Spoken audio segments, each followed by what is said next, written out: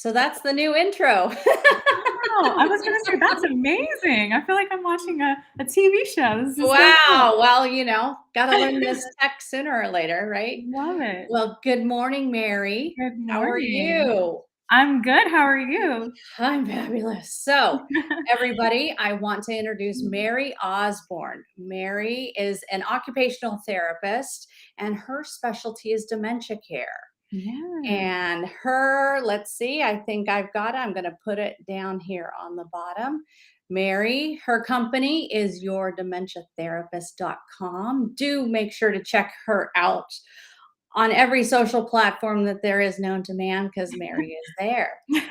And she is the Instagram queen. So if you are on Instagram, please check out Mary. She's got tons of videos and clips of strategies and tools and things you need to know if you have a loved one with dementia. Thank you so much, Genevieve. Thanks for having me here today. Yeah, this is fun. This is fun. So, when Mary and I were talking a couple weeks ago, I brought up the idea of uh, talking about accessibility, but accessibility in a slightly different way than the word's been thrown around. Mhm. I was thinking it because it came up with one of my clients that are the folks we serve, you being the dementia community, me being the stroke community, especially the aphasia community. Mhm. How do we help our families and folks get out of the house Yeah. if they've become isolated? Or if there was an incident that happened out in the community that caused them to not want to get out. So I thought Yeah. we'd pull back the curtain and you and I just talk about it and let everybody kind of see how we go. And I'm sure we'll get some tips and tricks out of it. Yes, for sure. This is such a great topic because there's so much overlap with what you do and what I do, and we can bring both of our perspectives to the table. So, yeah, I'm excited to speak with you about this. Do you have um, an example to kick us off with? Yes. Okay. So let's talk about an example related to COVID because I feel like this Oh, good is one. definitely like a prevalent concern. And even still, I do feel like family members struggle with this with their loved ones being really skeptical and fearful because of COVID and the community. And something I actually dealt with a lot, I would say a lot like over the past like 2 years, right? Once everyone was getting back out in the community and COVID is still prevalent in the community and still a fear of most individuals. So for me, it's really thinking about like how can I help minimize those fears of COVID for that person? Like what would they be agreeable to do? And this is such a tough topic because this concern of COVID, it's so valid, it's so real, but it's really about thinking about how we can decrease the fear associated with COVID and being out. Are there certain steps that we can take to help with this? Can we find a reason that is motivating for that person to get out? So I'll bring up a situation of a client that I was working with whose significant other had dementia, and this person was really reluctant to get out into the community because of COVID. And they actually had this big family event coming up, and everyone was really nervous about it, right? Because they were like, well, how are we going to get this person there? They're very skeptical of COVID in the first place. Like, how is this going to happen? So I knew that it was really important for the family to have that person there. And for me, it was like, it was thinking about like, well, how can I make this happen for everyone? How can I make this a win-win for everyone? How can I do this, but also take into consideration the person living with dementia's fears, right? Because the fear was associated with being around a lot of people with COVID still being prevalent in the community. So I was thinking to myself, like, how can I set up this person to thrive in the community while still being with the Right. family, right? So one way I'll just kind of share with you like what we did. Yeah. So I was like, okay, well, how can I set up the environment for success? Like, how can I set up the environment in a way that it would alleviate some of the fears that this individual was experiencing, right? So we had some things that we did. We had a table separated from everyone else. We had a mask available. We had noise canceling headphones because sometimes these settings can be a little Love intimidating. that. The sensory overload and all the things that you have to process while being out in the community, it can just be a lot. Having a backup ride just in case that person, only wanted to stay for a certain amount of time. So it's about thinking about how can I make this a win-win for everyone and think about what I can do to set up the environment or in a way that can help everyone involved. And you and I both know it's not always like this easy to go from like 0 to 100. So there's a That's lot right. of steps involved along the way of breaking this down and getting to that point. So I would love, actually, I want to hear from you like an example of something maybe that you've experienced with some of like your patients or clients that kind of relates to, maybe it's not about COVID, but just kind of talking about maybe a situation that you've encountered. I'll give you a recent example. It came up. So one of my families, the gentleman I work with, he has significant aphasia and he's wheelchair bound. He can walk in, a little bit, use a walker, but for the most part, he gets around by a wheelchair. And the thing about it was they always had to host the family or friends to come to their house Hmm. because it was accessible, right? It was accessible, but that's also a lot of work on the spouse all the time to host people and Yeah. that being the only way for them to socialize. Well, then they had a family member buy them a portable ramp. Hmm. Um, 16 pounds, folds up, the wife can move it around, and got a 600-pound capacity. Yeah. Well, then we start talking to my client about it and, breaking it down into steps, like, how can we get used to it? And it came out that his biggest concern was his wife's safety and Mhm. her not getting injured or hurt. I'm sure he had, some self-preservation for himself as well, Yeah. like, how is it possibly going to work? Yeah. So before I tell you how that turned out, how about you and I kind of talk about how would we break down that situation? Yeah. So, just in summary, they go out in the community, but they're isolated in the house. So when they want to get together with family and friends, everybody has to come to them. Hmm. And he seems to have a concern about going out because of it, and she does too, about accessibility. Are there handrails? Um, is there a ramp? Is there a level entrance? How are we going to get to the bathroom? What if there's clutter in the house or 100 throw rugs? We've all been in the houses, and I Mhm. I love all my clients, but throw rugs are not your friend. Oh, yes, I'm always like, "Remove the clutter, remove I the well, stuff yeah, before we we got have to. to." So, could we talk about, Mary, if we Yeah. were going into somebody's house for the first time, what Mhm. are some accessibility things we need to talk about? We need to figure out, what is the concern, right? Or like, what is that person having difficulty with? So figuring out like what is impacting their ability to safely maybe getting around the house or getting out into the community. And this is where I think our disciplines come, like this is so important to have like a team of therapists, right? A speech Right. therapist, occupational therapist, physical therapist, and the doctor, of course, has to write an order for our referrals. But especially like with a new diagnosis of a stroke or dementia, right? So we can get in there and figure out like what is this person able to do now? What are some concerns? What are some things that they're experiencing difficulty with? So then we can perform that assessment on that individual, and then that not only helps that individual but helps the caregiver understand better like where their person is at and what kinds of things we recommend. So we absolutely need to know where our person is functioning. So Yeah. let's go through the process. Let's say you and I are walking into somebody's house for the first time, and Hmm. we're looking at it through the eyes of clinicians. And how are people going to access that house? Yes. So even starting out in the driveway, starting out at the street level, can Yeah. you talk us through, and not just you, I mean, I'll jump in too, but let's do a house assessment Yeah. and talk it through. So the wife pulls up to the house and her person is in a wheelchair. What does Mhm. she need to be concerned with first? Yeah, getting into the house. We need to figure out how to make that accessible. Is it currently accessible? How are they performing that? How is this what does this look like, right?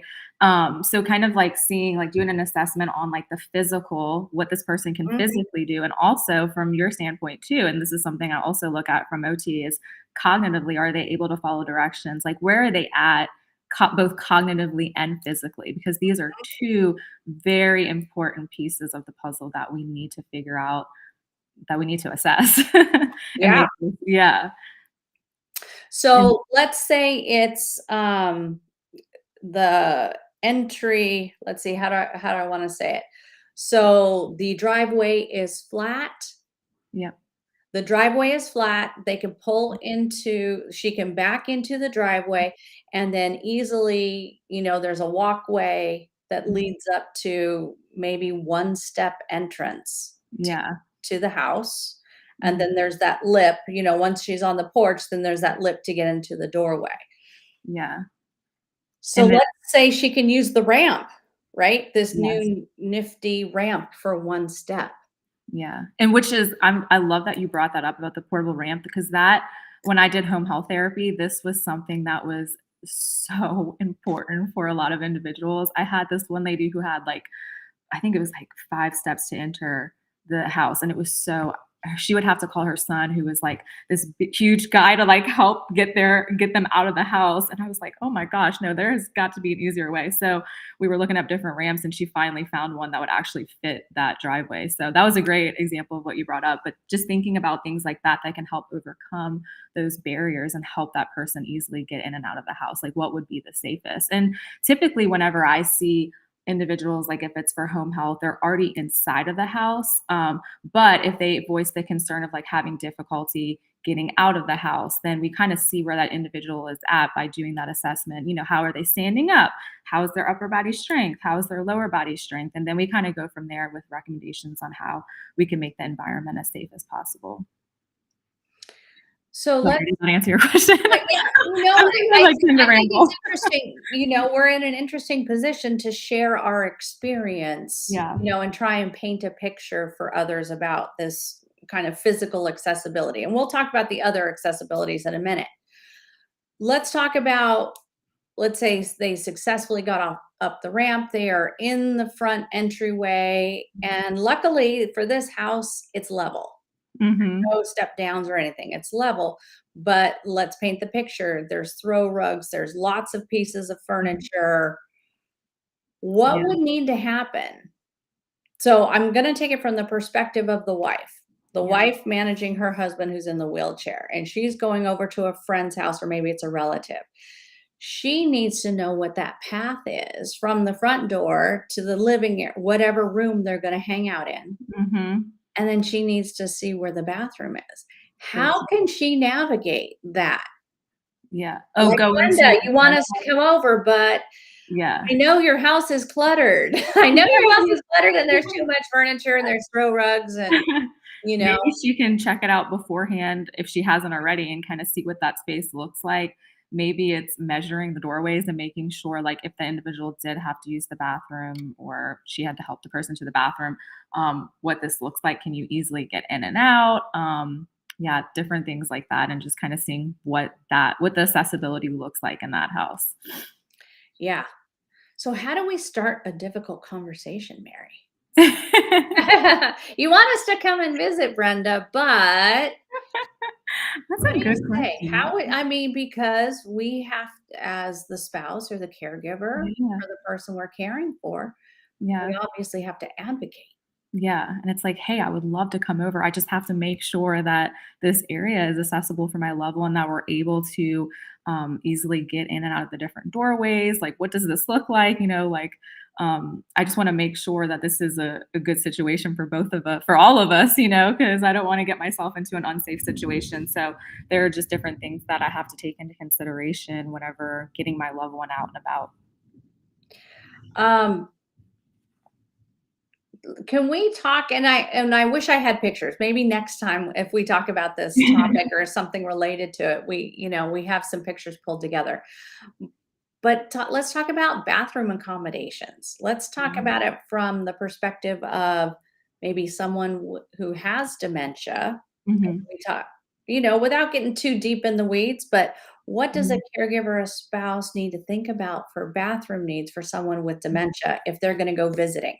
Yes, that is so true. So this is a great question actually. And my number one thing, I am such an advocate for occupational therapy. I'm like, if a change in status has occurred, if it's a new diagnosis, and even throughout the diagnosis, you're going to notice a progressive decline because with dementia, you're going to have that decline over throughout the stages. So um, it's it's really about just kind of recognizing where that person is and seeing if we can get an occupational therapist involved to further assess the environment and seeing what they can recommend to make the bathroom as safe as possible. So that's something that we do actually whenever we go in, we assess like physical strength, we assess cognition, we see how the bathroom is set up and different things that we can do, like would grab bars be appropriate? Would an elevated toilet seat?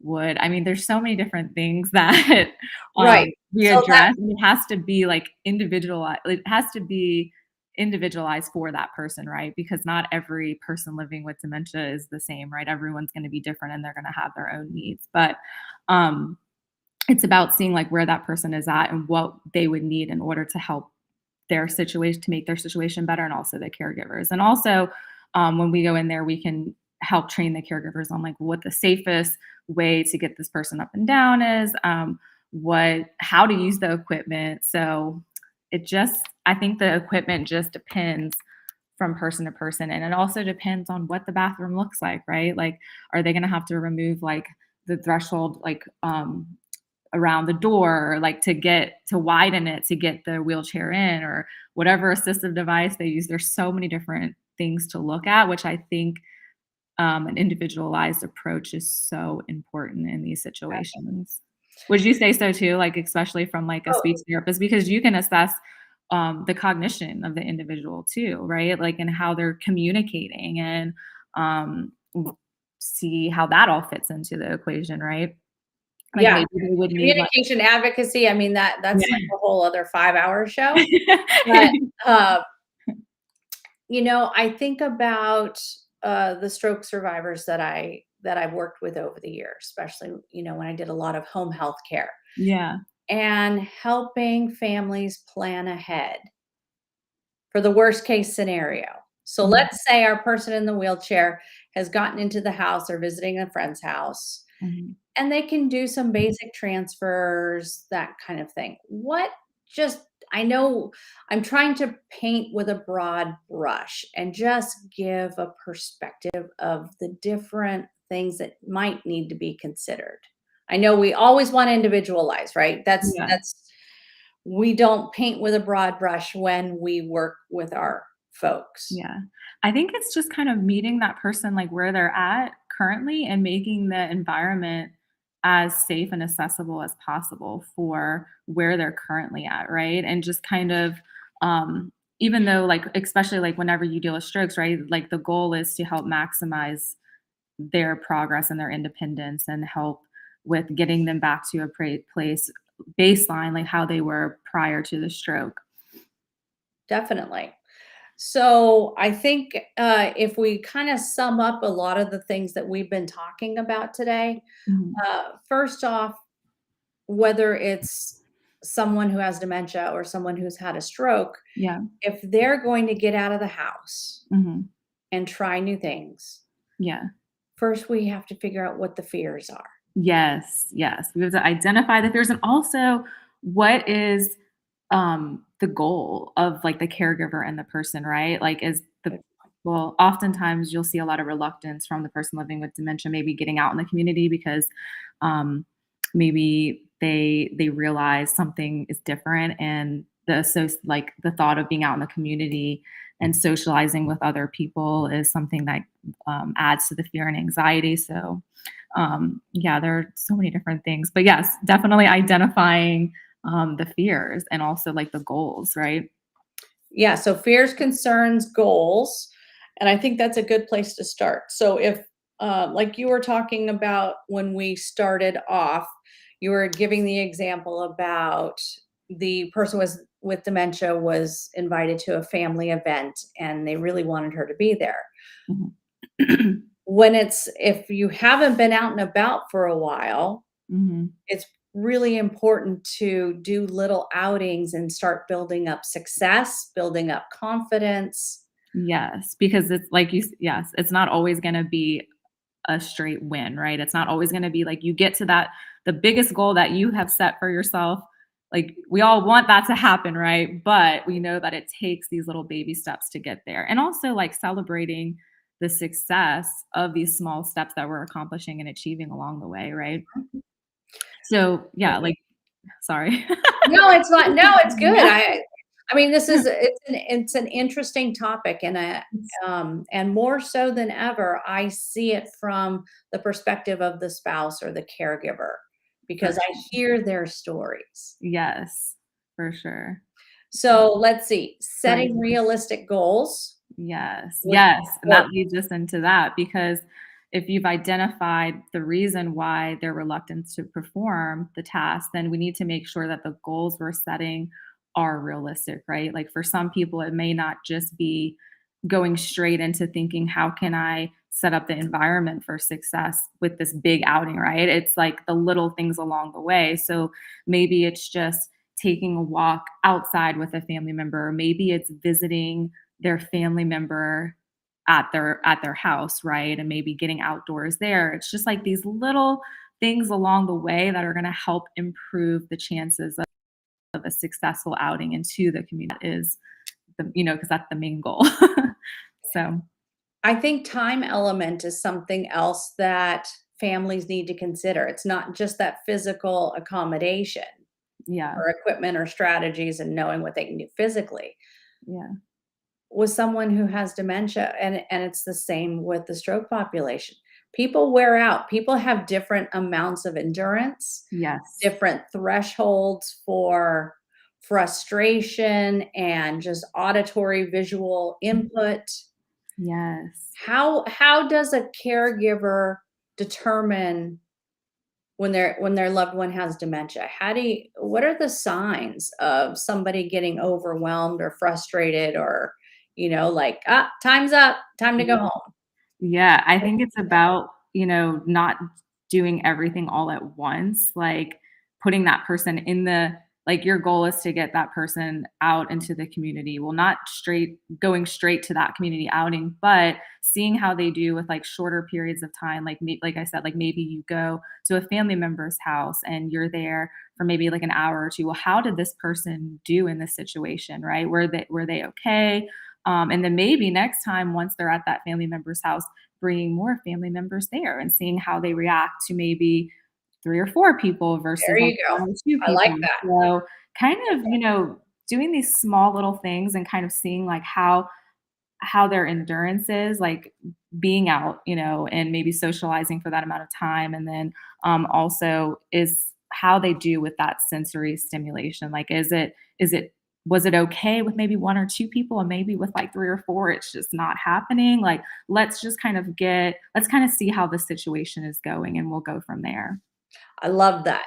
So I think, one thing I wanna make I'm all about, like, charts.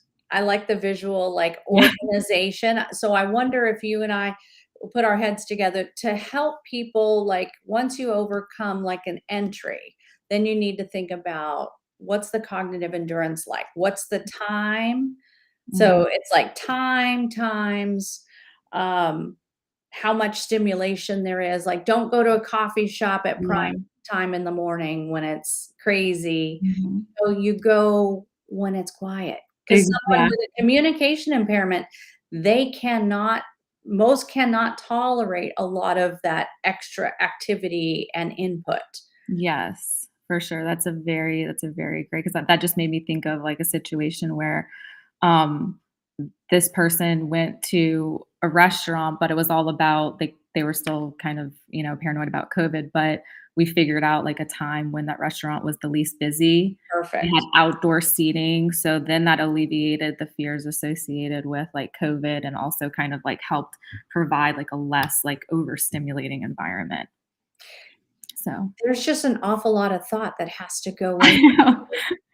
And you can see, and you and I can relate with our caregivers and how overwhelming. It is, there's so much to think about, and, like, I know I'm thinking about different situations as you're, like, talking about them too. It's just so much to break down in different steps, but I think the main thing is, like you said, like, first we need to identify the fear and the goal, right? And then we need to talk about, like, setting these realistic goals, and maybe, maybe we have a goal set, but then we have to modify it along the way. Right. So Have sometimes that happens plan too. A, B, and C, maybe. Yes, and I think it's about, like, I think as human beings, like, we tend to be very hard on ourselves when we have this set goal and, like, that's just not happening, but it's realizing that we can always just modify that, and, meet that person where they're at and just kind of, yeah, modify that goal to help everybody win.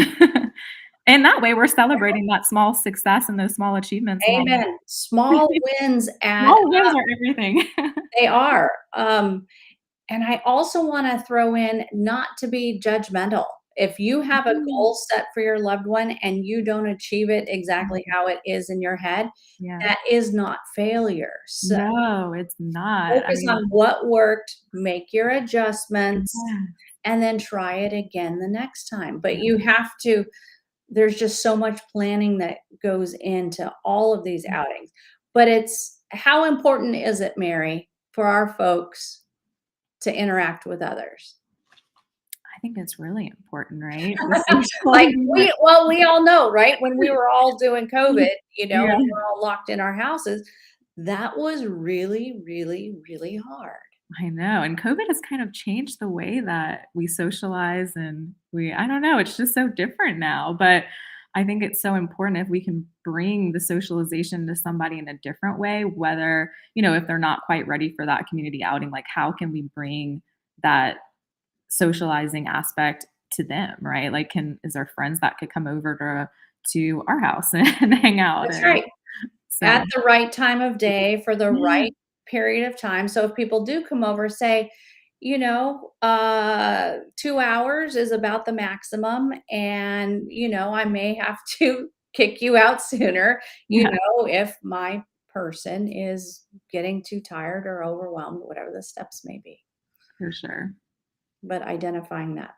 Well, Mary, let's wrap it up. So I think we have to, if we kind of summarize, identifying fears and concerns, Mhm, pick one task, break it into small steps, mhm, know what your person's limitations are as far as time, their yeah, physical abilities, and what kind of equipment they need to have yes, yes. with them. Celebrate small wins, Mhm, try again. And I believe that people need to write things down. It yeah, sounds silly, like we talk about all this like journaling for self-care, but I think journaling for caregiving yes. could really help provide objective information Oh, instead of 100%. having it just kind of rolling around in your head.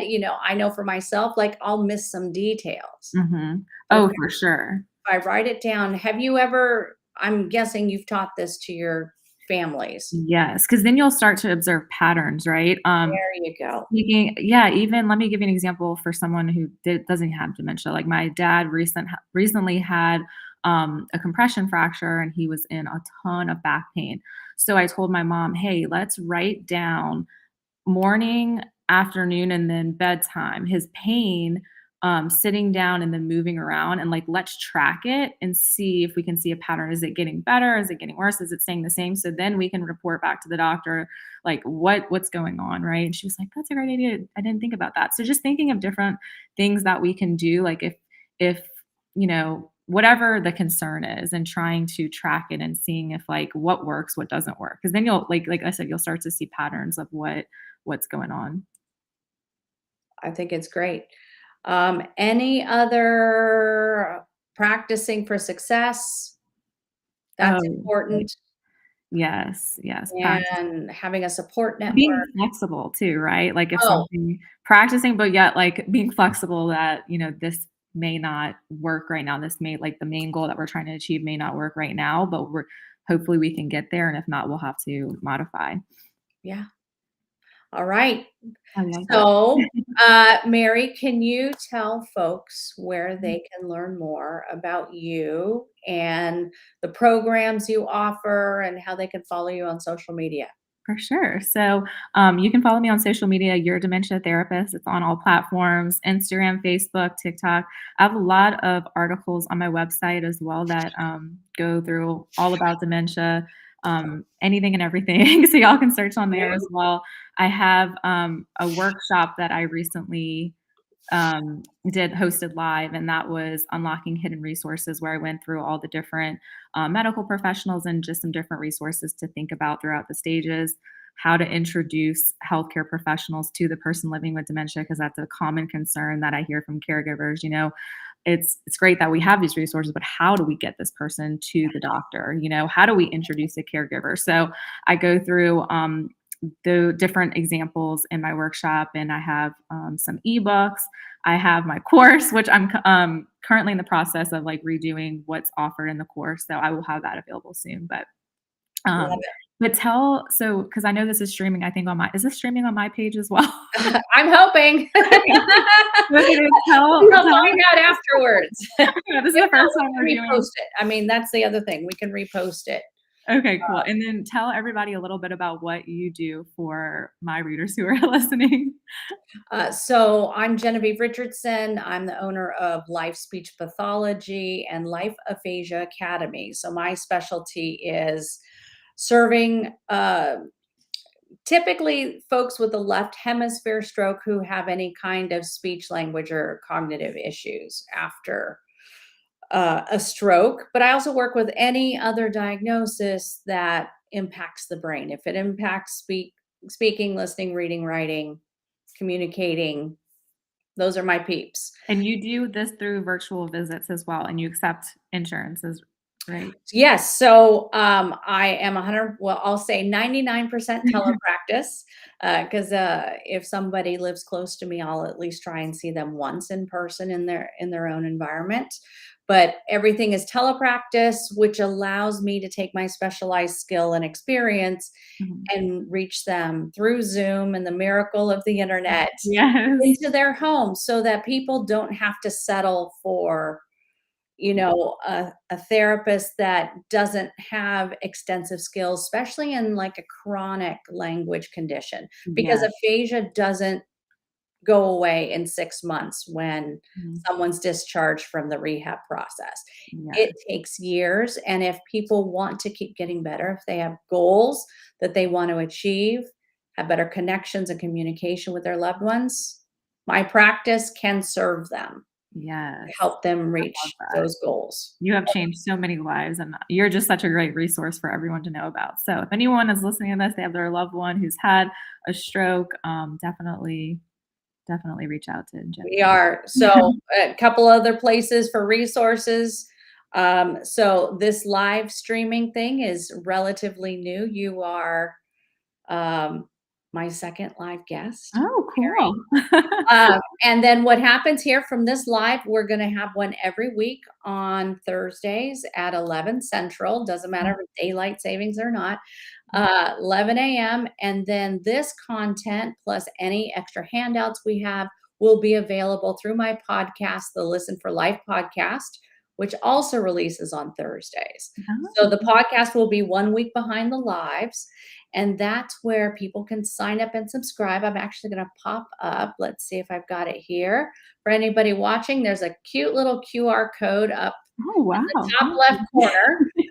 So you can hear the podcast every week, by subscribing through Apple or Spotify. But if you want extra content, the transcripts, the summary, the take home messages from these episodes, you can only get it by subscribing to the podcast, and you'll have access to the content downloads. I tend to make a lot of ebooks and journals and workbooks that kind of go along with these episodes. So Amazing. Yes. And yeah, I've listened to a few of your podcasts and they're great. So it's a lot of fun. There's great topics, Mhm. and there's so much more to cover. I forgot that actually we did one together. That was Yeah, we amazing. did. I think you were number 10. So Oh, as of cool.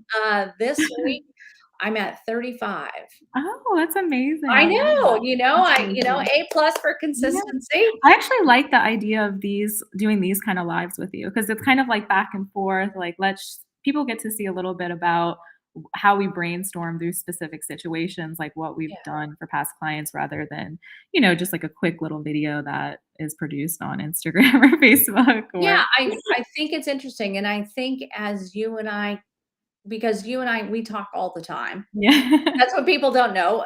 We talk all the time. Mary and I, we were introduced by a mutual friend, Mhm. and and we're like two peas in a pod. We're cut from the same cloth. She's doing for dementia what I'm doing for the aphasia I know, community. and it's And so cool.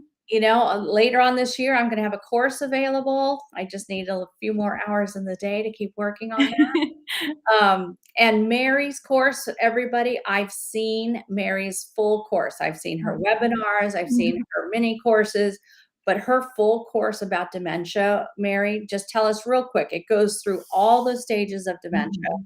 Yeah, everything a caregiver, spouse, loved one needs to know. yeah, and What then else can you tell us? yeah, so I go through the different stages, and then I go through some different helpful approaches and, like, the, final, like, bonus, episode of it. So it's a really great resource for caregivers, and I am just the type of practitioner too that I want everyone to be informed of, like, the symptoms that you may come across throughout the stages, but also, like, how can we focus on abilities to really help that individual living with dementia thrive, you know? So my mission in this world is just to spread more awareness on dementia, but also talking about all the different things that we can do to help bring purpose and help focus on quality of life. So, and I know that's something you're very passionate about too. And I just love Absolutely it. seeing different providers and their niche, and I love seeing the passion behind what we do. So I think it's really cool that we're doing this work in the world and helping other Yeah. people. So, And meeting like this, we could literally do a round table.